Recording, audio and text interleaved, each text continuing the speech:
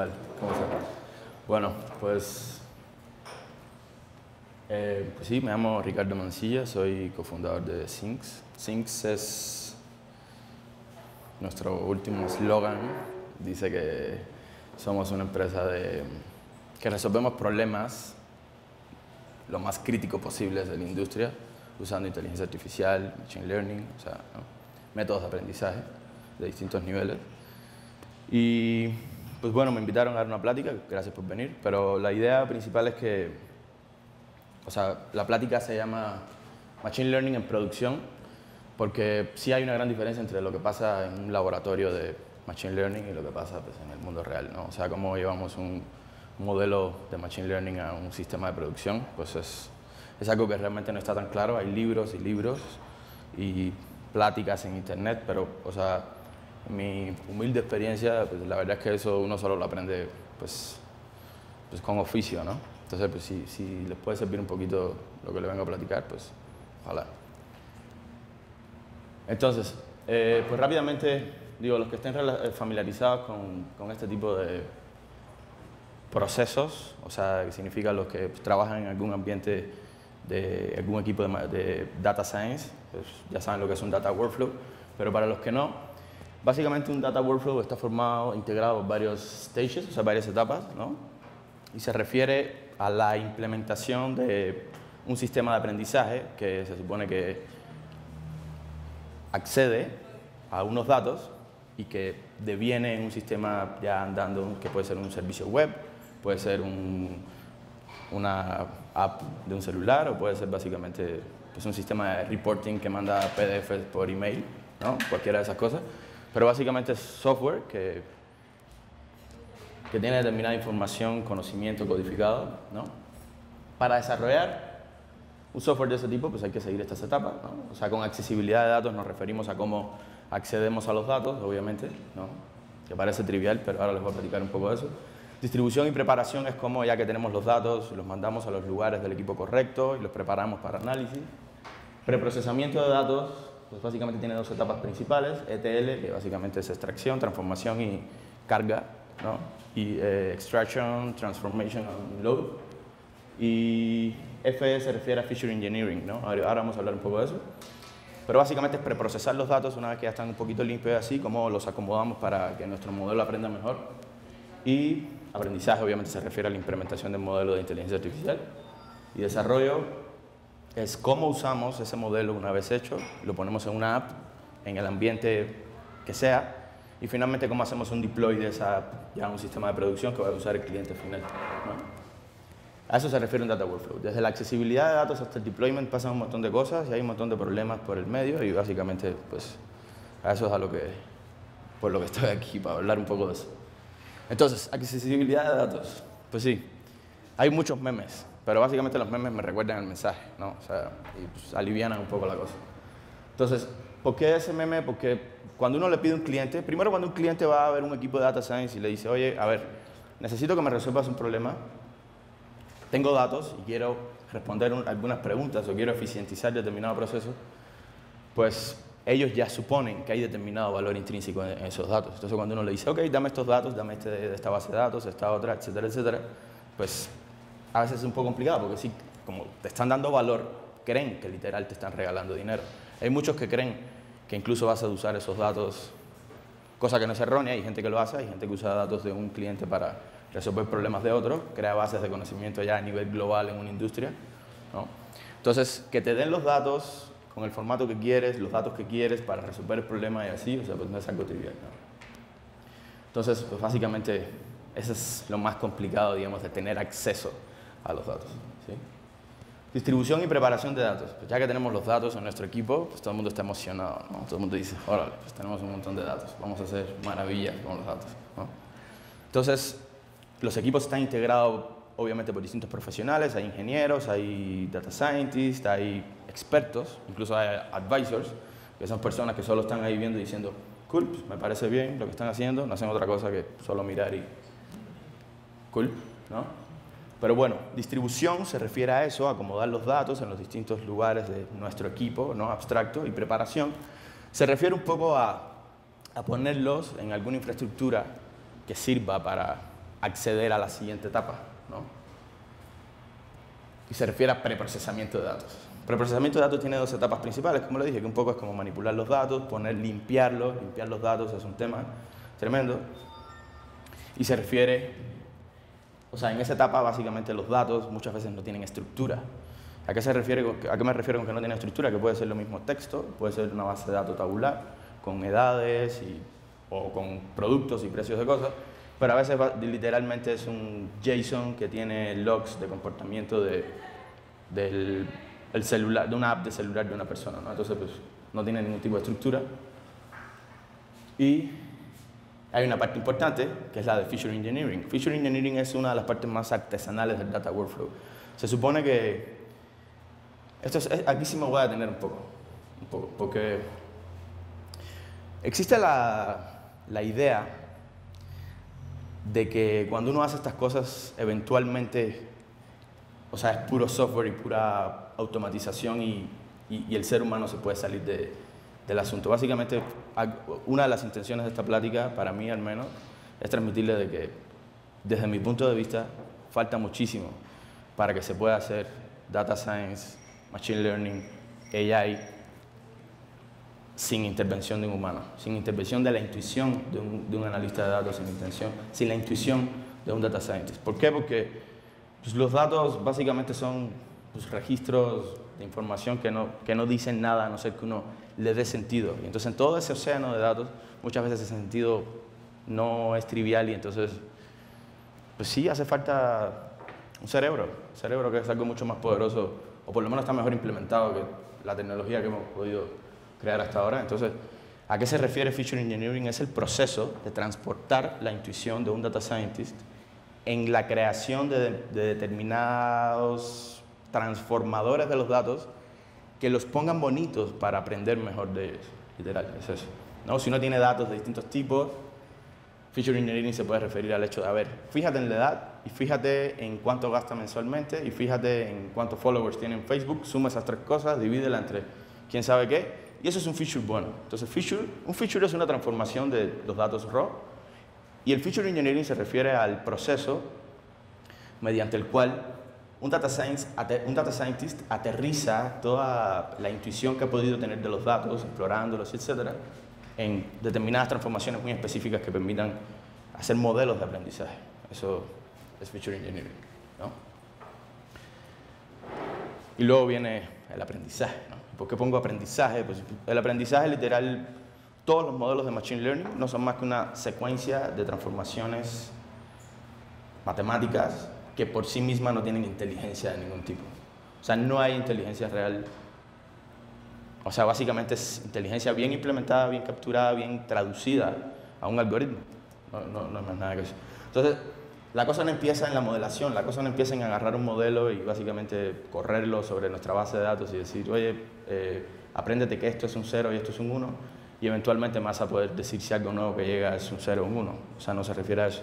El data science no empieza ahí, data science empieza en la limpia de los datos, en la exploración de los datos, en ver cómo están, en ver qué más o menos tiene sentido y qué no, en cómo creamos features que le dan sentido a nuestros modelos y eventualmente en encontrar un modelo matemático pues sí, que aprenda esos features, esa información, esa intuición que quisimos transportarle al algoritmo y que pues, nos ayude a capturar pues, la ley que queremos usar para clasificar o para predecir lo que queramos, ¿no? Y desarrollo, o sea, ¿por qué? ¿A qué me refiero con desarrollo?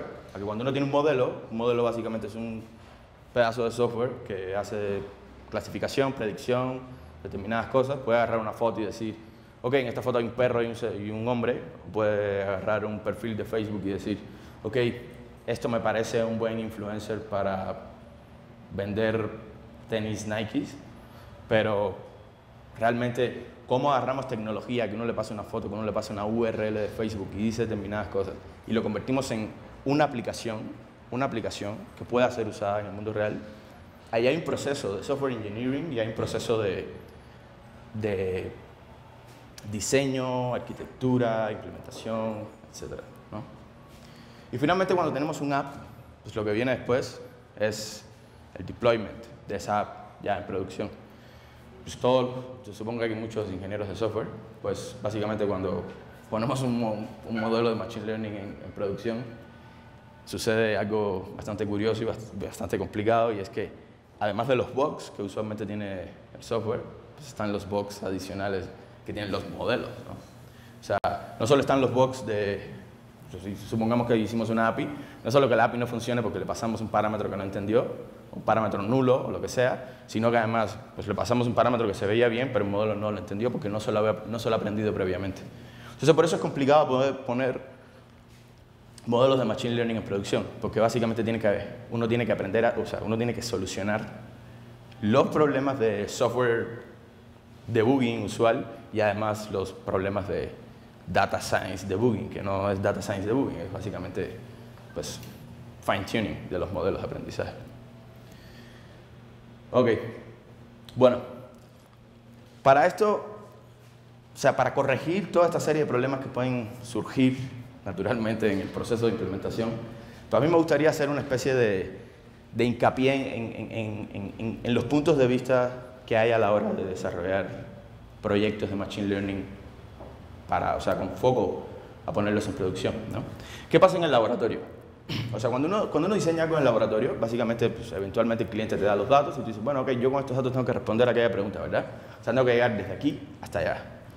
Ok, bueno, entonces, pues está enfocadísimo en resolver preguntas muy específicas que tiene el cliente, que probablemente fue la que les vendió el equipo de ventas, ¿no? Es decir, no es como en general resolver problemas en general, no, son preguntas muy específicas. Es interactivo en el sentido de que uno todo el tiempo está probando cosas, tiene oportunidad de corregir cosas, en el laboratorio todo el tiempo uno tiene oportunidad de corregir cosas. Ad hoc significa que no es sistemático, y no es sistemático en el sentido de que no está preparado para resolver toda una clase de problemas. Casi siempre está preparado para resolver un problema muy específico del cliente. Problema muy específico del cliente, ¿no? Una pregunta muy específica, una serie de preguntas muy específicas, ¿no? Los datos son estáticos. En el proceso usual, los datos llegan, uno los limpia, los prepara, los pone muy bonitos, ¿no?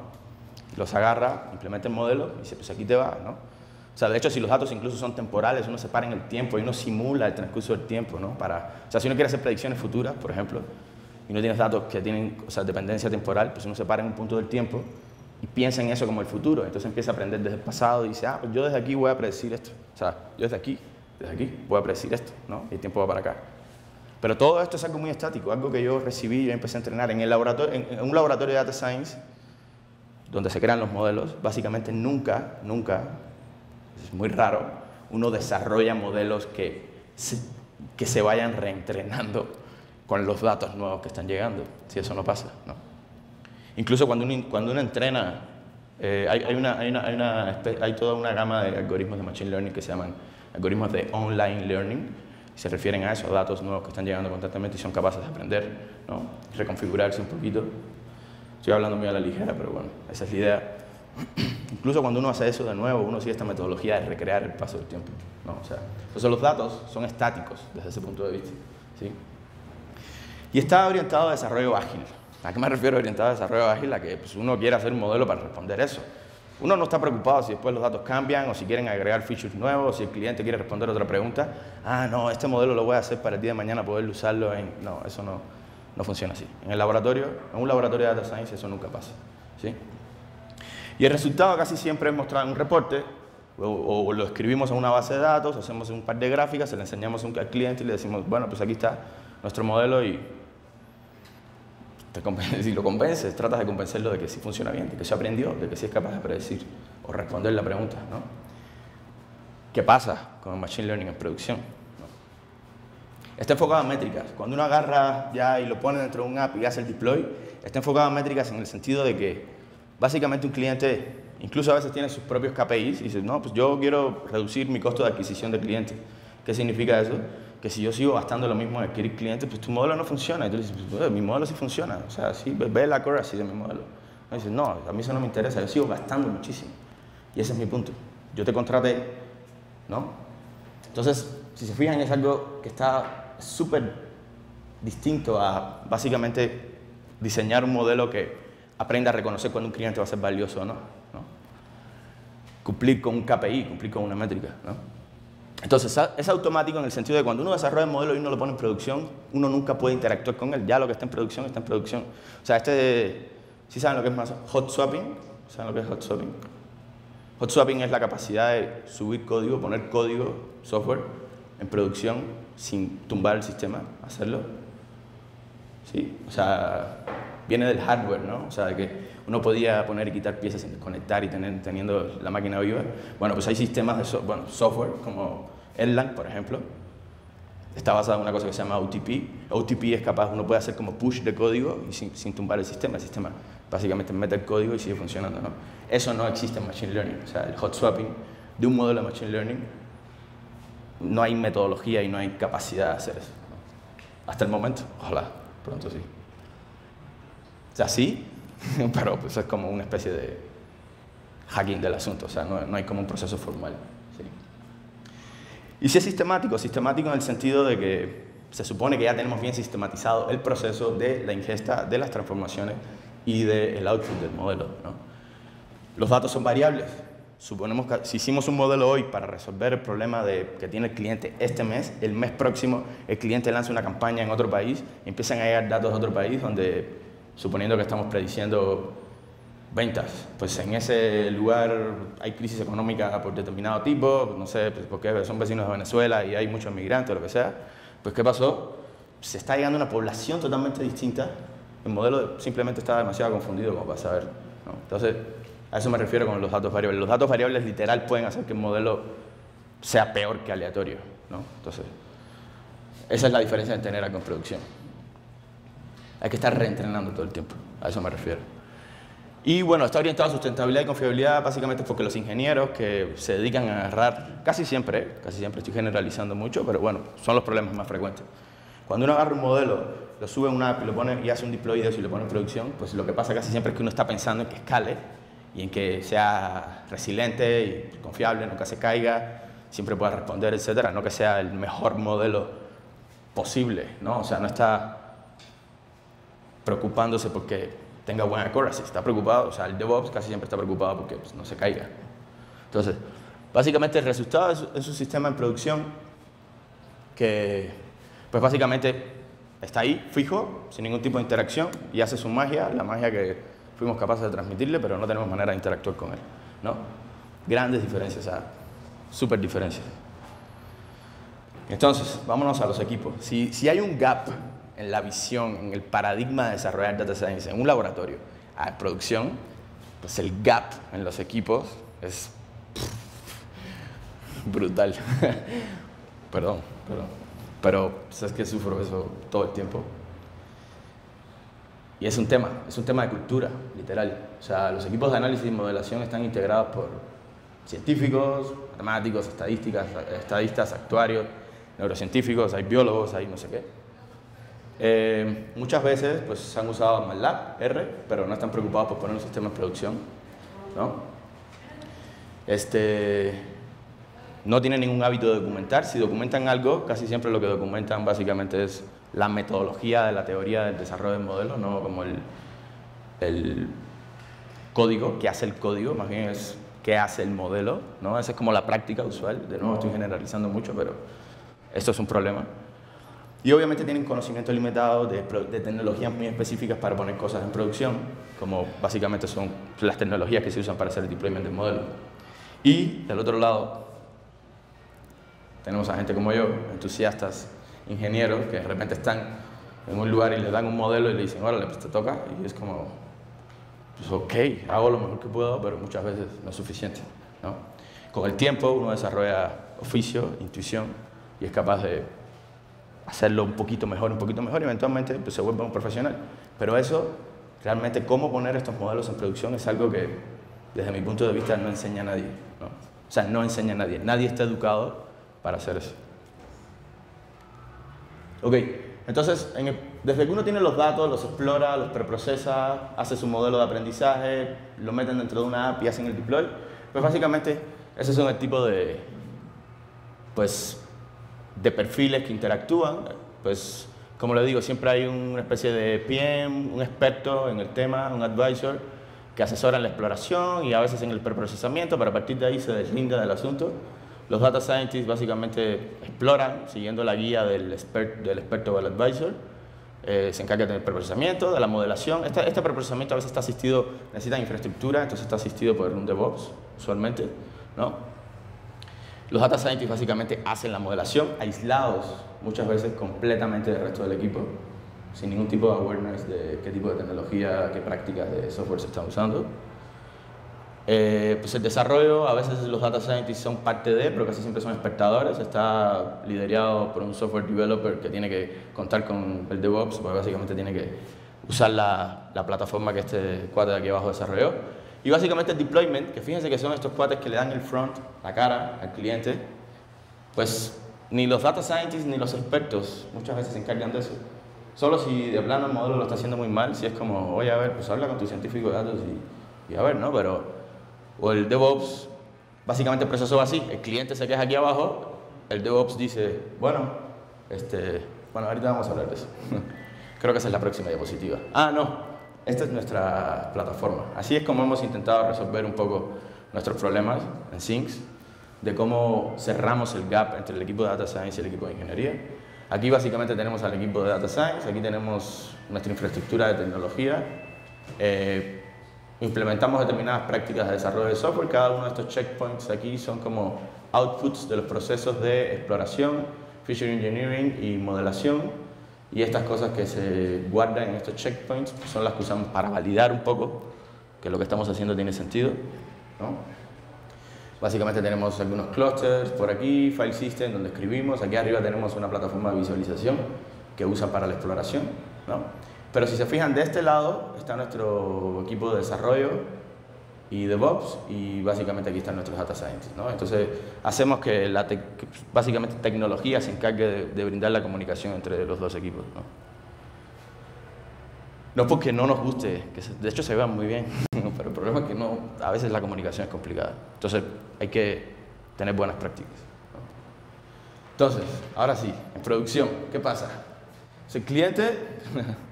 Bueno, o sea, cuando un cliente se queja, básicamente, pues lo primero que pasa es que le dice al DevOps, oye, esto no está funcionando. Y pues el DevOps dice, pues yo creo que sí, está funcionando. Oye, bueno, se va propagando básicamente DevOps, desarrollador de la app, Data Scientist. Los Data Scientists casi siempre dicen, pues aquí está mi reporte que valida el hecho de que mi modelo aprendió, de que mi modelo tiene un super accuracy, ¿no? Entonces, pues simplemente, pues no sé qué puede andar mal aquí. El desarrollador de software seguramente hizo bien su trabajo, tiene todo su código documentado, sus commits, etc. Y pues sí, a veces es muy complicado dar la respuesta, pero le echamos ganas. Entonces, ¿qué puede salir mal? Básicamente aquí puse 3 puntos, porque no me quería extender mucho, pero 3 puntos importantes y probablemente los más frecuentes, ¿no? A la hora de tratar de corregir un sistema de estos en producción. Reentrenamiento del modelo, pues como les digo, la data está cambiando todo el tiempo, llegan data points de distintos, o sea, la población literal puede cambiar constantemente y eventualmente es posible tener una población, estar usando un modelo en producción sobre una población que no tiene nada que ver con la que se usó para entrenar, y eso es un gran problema. Y obviamente es necesaria una estrategia de metodología de reentrenamiento, ¿no? Que muchas veces puede ser manual, es como, dame los datos nuevos, reentreno, meto el modelo arriba de nuevo, pero eso, ¿qué hago? ¿Cómo lo hago? ¿Le bajo el sistema, pongo un modelo nuevo, lo subo? O sea, ¿qué pasa con ¿cómo se llama? Bueno, con el tiempo que no está vivo mi sistema, etcétera.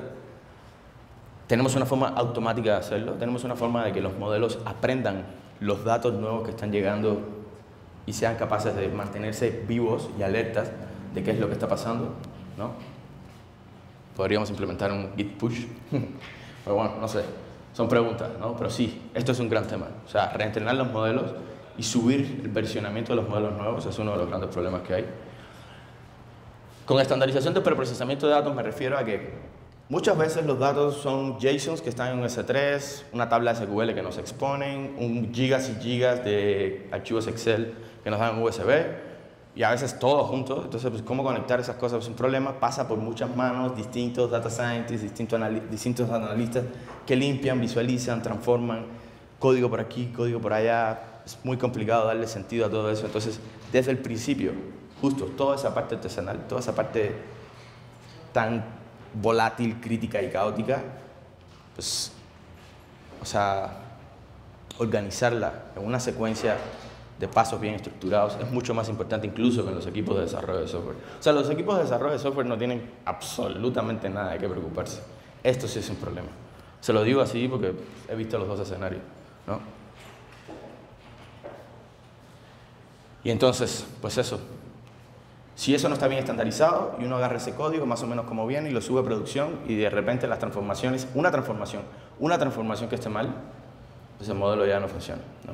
Entonces, pues por eso es, pues es un tema central en el asunto. Y la estandarización de los resultados se refiere al output del modelo. O sea, muchas veces nuestro modelo tiene que escupir resultados que se usan para reporting o que básicamente van a un dashboard que está vivo todo el tiempo mostrando la información que está mostrando el modelo y no nos puede hacer quedar mal, ¿no?